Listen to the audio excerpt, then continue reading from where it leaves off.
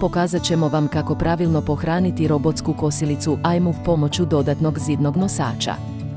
Najprije provjerite je li iMove napunjen barem do 50%. To će jamčiti da vaša robotska kosilica može hibernirati uz očuvanje baterije. Stanje napunjenosti vašeg iMovea bit će prikazano u aplikaciji My iMove. Izvadite iMove iz stanice za punjenje i jednom pritisnite tipku Stop. Pritisnite i zatim držite pritisnutu tipku Stop dok svjetlosna traka potpuno ne zasvijetli crveno. Ponovnim pritiskom na tipku Stop aktivirat ćete zaključavanje uređaja.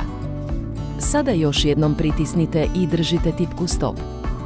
Čim svjetlosna traka potpuno zasvijetli crveno, aktivira se način hibernacije.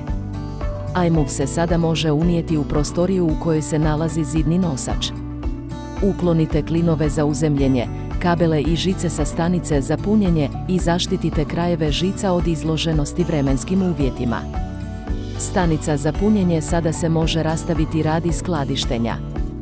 Najprije montirajte 2 kuke za stanicu za punjenje u predviđene otvore na zidnom nosaču i objesite stanicu za punjenje na ušice. 2 pričvrsne ploče za iMove jednostavno se umetnu u predviđene otvore i robotska kosilica iMove može se zakačiti na stražnju osovinu.